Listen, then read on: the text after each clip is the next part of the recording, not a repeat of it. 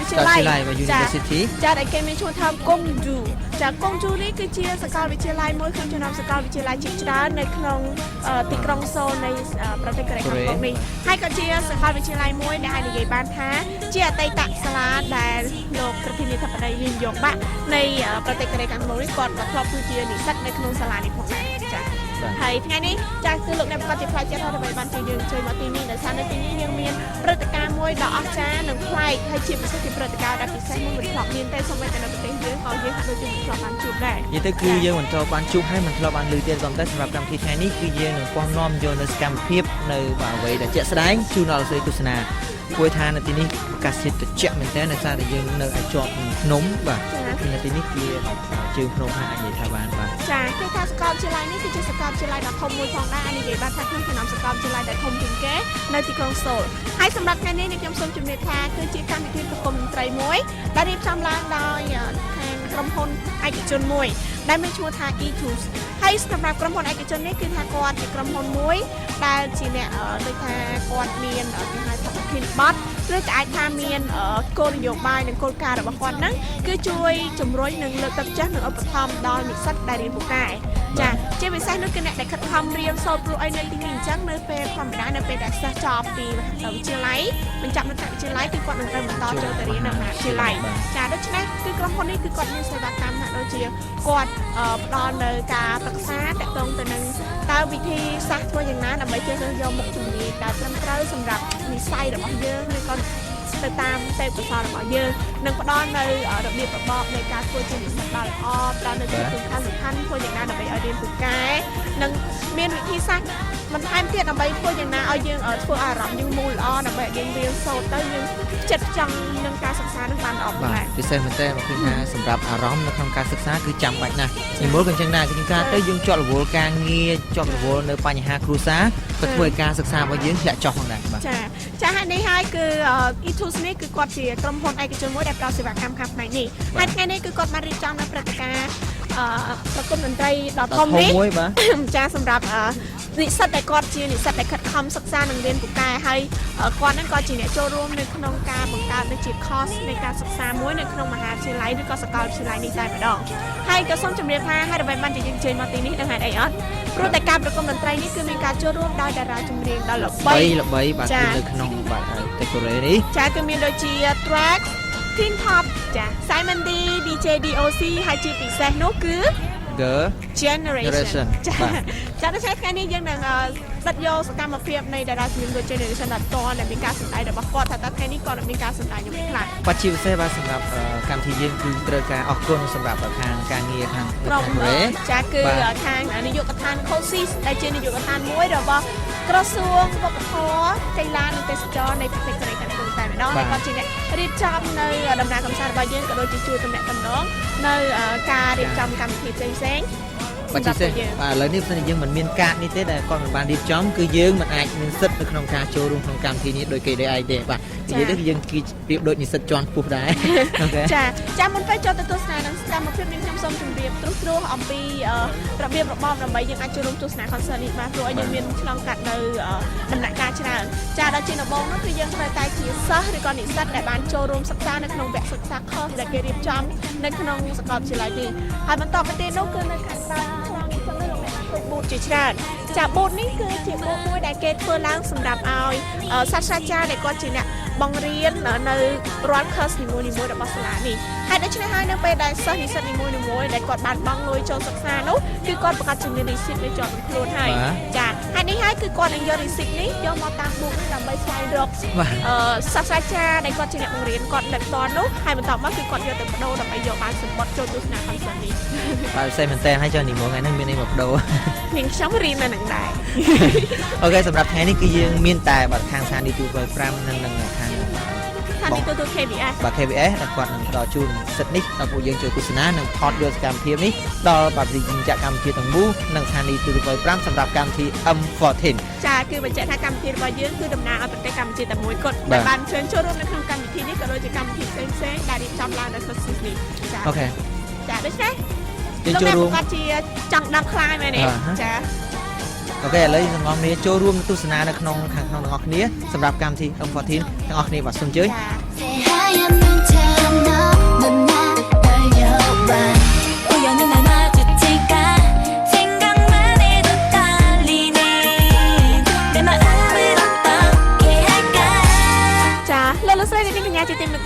នពេលដែលកម្មវិធីប្រគំតន្ត្រី E2 Concert ចាប់ផ្ដើមនេះខ្ញុំចង់បង្ហាញជូនអស់លោកអ្នកអំពីអ្វីដែលពិសេសនិងប្លែកចានោះគឺជាកិច្ចសម្ភាសន៍ជាមួយនឹងសាស្ត្រាចារ្យម្នាក់ដែលគាត់ជាសាស្ត្រាចារ្យដ៏ល្បីឈ្មោះមួយរូបនៅឯប្រទេសខាងត្បូងប្រទេសកូរ៉េខាងត្បូងតែម្ដងជាពិសេសនោះគឺគាត់គឺជាសាស្ត្រាចារ្យនៅក្នុងកម្មវិធី program មួយដែលរៀបចំឡើងដោយក្រុមហ៊ុន E2 នេះតែម្ដងហើយគឺថាគាត់ល្បីល្បាញមែនតើអ្នកណាក៏បានស្គាល់គាត់ដែរឥឡូវនេះយើងនឹងជួបជាមួយនឹងរូបគាត់តែម្ដងថាតើគាត់មានចំណុចពិសេសយ៉ាងណាចាអាយូហាស៊ីអូ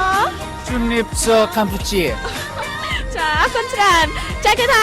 លោកសាស្ត្រាចារ្យគាត់បានជម្រាបថាមុននេះក៏គាត់ធ្លាប់ទៅទស្សនានៅកម្ពុជាយើងដែរជាពិសេសនោះគឺគាត់ធ្លាប់បានចេញទៅប្រាសាទអង្គរវត្តយើងទៀតផងឥឡូវនេះយើងនិយាយអំពីចំណាប់អារម្មណ៍របស់គាត់តែម្ដងចាជាដំបូងនោះចង់ឲ្យគាត់ជួយជម្រាបក៏ដូចជាធ្វើ introduction តាក់ទងទៅនឹងរូបគាត់ផ្ទាល់ផងតើ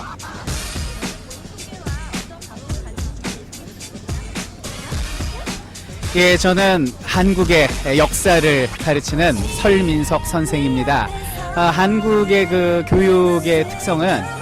컴퓨터 인터넷을 통해서 선생님의 강의를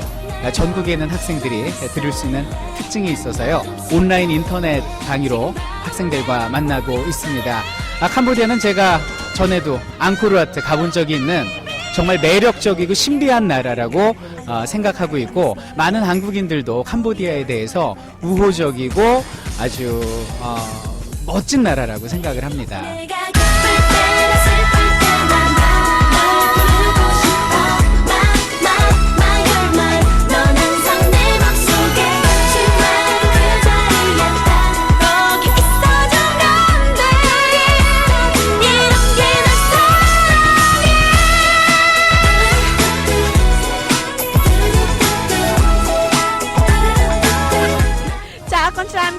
លោកសាស្ត្រាចារ្យចាគាត់មានឈ្មោះថាសូលមីនសុកហើយគាត់គឺជាសាស្ត្រាចារ្យដែលបង្រៀននៅមុខវិជ្ជាផ្នែកប្រវត្តិសាស្ត្រកូរ៉េផ្ទាល់តែម្ដងហើយគាត់បានជម្រាបថាគាត់ក៏ធ្លាប់ទៅទស្សនានៅកម្ពុជារបស់យើងម្ដងដែរជាពិសេសនោះអ្វីដែលធ្វើឲ្យគាត់មានភាពរំភើបនិងរីករាយមែនតើនោះគឺគាត់បានឃើញអំពីសម្រស់ដ៏ស្រស់ស្អាតនៃប្រាសាទអង្គរវត្តរបស់យើងតែម្ដងហើយគាត់ក៏បានជម្រាបផងដែរថា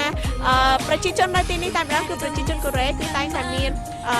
ភាពចូលចិត្តនិងរីករាយក៏ដូចជារស់រាយរាក់ទាក់ចំពោះប្រជាជនខ្មែរបានន័យថានៅពេលដែលប្រជាជនខ្មែរអញ្ជើញមកទីនេះគឺមានភាពរាក់ទាក់និងស្វាគមន៍យ៉ាងខ្លាំងមែនទែនហើយក៏គាត់បានជម្រាបផងដែរថាសប្តាហ៍ថ្ងៃនេះបច្ចេកវិទ្យាគឺកាន់តែជឿនលឿនជាពិសេសនោះគឺវិស័យ IT ដូច្នេះហើយធ្វើឲ្យមានការបង្រៀននិងការសិក្សាតាមអ៊ីនធឺណិតហ្នឹងគឺមានការកើនឡើងច្រើនគឺភាគច្រើននិស្សិតមិនត្រឹមតែអាចមកធ្វើការសិក្សាដោយផ្ទាល់នោះទេគឺអាចរៀនតាមរយៈអនឡាញផងដែរអរគុណច្រើនចា៎សម្រាប់សំណួរបន្តទៀតនោះគឺចង់សួរថាតើគាត់មានចំណុចពិសេសអ្វីខ្លះដើម្បីអាចអភិវឌ្ឍខ្លួននិងក្លាយទៅជាសាស្ត្រាចារ្យដ៏ល្បីល្បាញដូចនេះ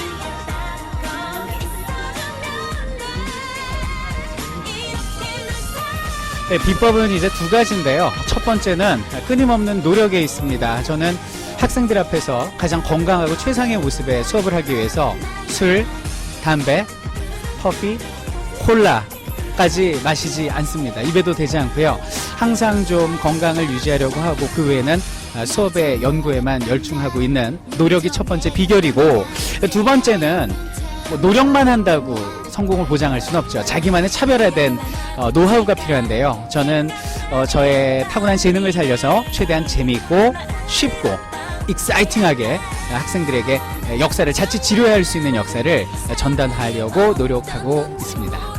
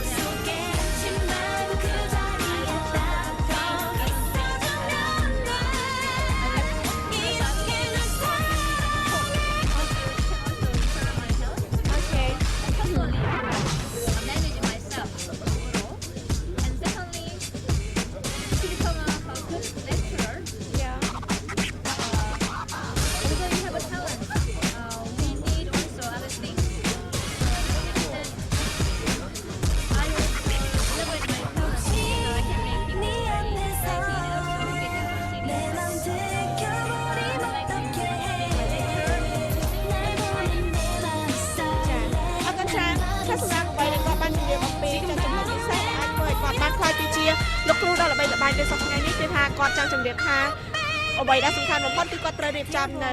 ការវិភាគក៏ដូចជាទម្រង់នៃការបង្រៀននឹងឲ្យបានល្អបំផុតតាមដែលគាត់អាចធ្វើទៅបានហើយម្យ៉ាងវិញទៀតនោះគឺគាត់ត្រូវតែមានសុខភាពល្អដូច្នេះហើយគឺគាត់ជៀសវាងនៅការពិសានៃគ្រឿងស្រវឹងសូម្បីតែកាហ្វេហើយនឹងអាចនិយាយថាខុបគាត់ជៀសវាងគឺមិនពិសាហើយគាត់មិនពិសាក៏ដូចជាជក់បារីផងដែរពីព្រោះអីគាត់គិតថាកត្តានេះហើយដែលធ្វើឲ្យគាត់នឹងអាចបាត់បង់នៅភាពសក្តានុពលដែលធ្វើអាចធ្វើឲ្យគាត់ប៉ះពាល់ទៅដល់ការបង្រៀនរបស់គាត់ហើយម្យ៉ាងវិញទៀតនោះគឺគាត់ក៏មានចំណុចពិសេសនោះគឺគាត់ត្រូវតែមានភាពផ្ចិតផ្ចង់ចំពោះការបង្រៀននៅពេលដែលគាត់បង្រៀនសិស្សគាត់ត្រូវតែបង្ហាញអំពីអ្វីដែលគាត់ធ្លាប់មានបទពិសោធន៍ក៏ដូចជាបង្ហាញនៅការលើកទឹកចិត្តចំពោះសិស្សនិស្សិតព្រោះវាក៏ជាកត្តាសំខាន់មួយដែរនិយាយរួមទៅគឺគាត់ចង់បញ្ជាក់ថាគឺយើងត្រូវតែ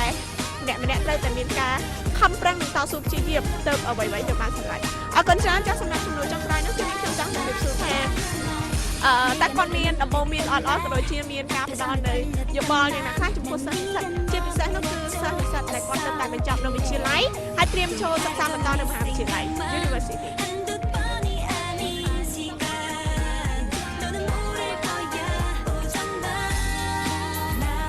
제가 뭐 인생의 선배로서 드릴 수 있는 말씀은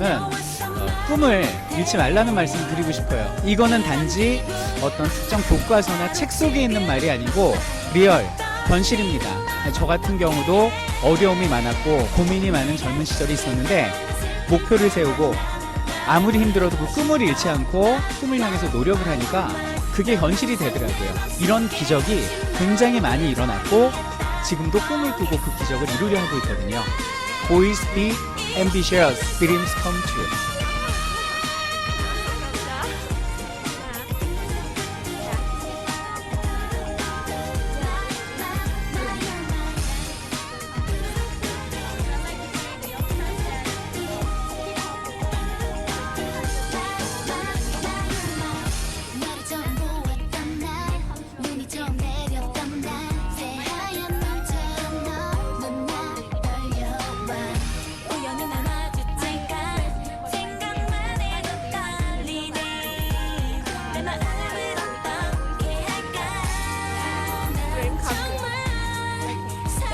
បាទជំរាបផងដែរថាសម្រាប់គាត់ផ្ទាល់គាត់មានបទពិសោធន៍ក្នុងការមុនពេលដែលគាត់ខ្លាចទៅជាសិស្សវិទ្យាល័យនោះចាគឺគាត់ក៏ជានិស្សិតវិទ្យាល័យហើយគាត់ក៏ចង់កាត់នៅភាពលំបាកលំបិនក៏ដូចជាឧបសគ្គជាច្រើនដែលប៉ះពាល់ដល់ការសិក្សារបស់គាត់ដូច្នេះហើយអ្វីដែលគាត់ចង់លើកទឹកចិត្តនិងចង់ជំរុញដល់សិស្សនិស្សិតទាំងអស់ដែលកំពុងតែទស្សនានៅតាមរយៈចាក់ទូទៅនេះដំបូងបំផុតនោះគឺត្រូវតែមានបច្ចេកតាបានន័យថាបើសិនជាលោកអ្នកចង់ធ្វើអ្វីមួយត្រូវតែខំប្រឹងប្រែងរហូតដល់ពេលបំផុតដើម្បីសម្រេចគោលបំណងនោះហេតុនោះហើយនឹងធ្វើឲ្យសម្បត្តិរបស់លោកអ្នកនេះបានតាមជាការពិតហើយយើងត្រូវតែខិតខំនោះមិនได้ថាធ្វើនៅអ្វីដែលល្អៗជាពិសេសនោះគឺសម្រាប់នឹងសម្បត្តិដែលល្អផងដែរហើយដែលយើងគិតថាស័ក្តិសមនឹងធ្វើនេះទីបំផុតដូច្នេះ be ambitious dreams come true ចាអរគុណច្រើនចាខំសាវីដាចា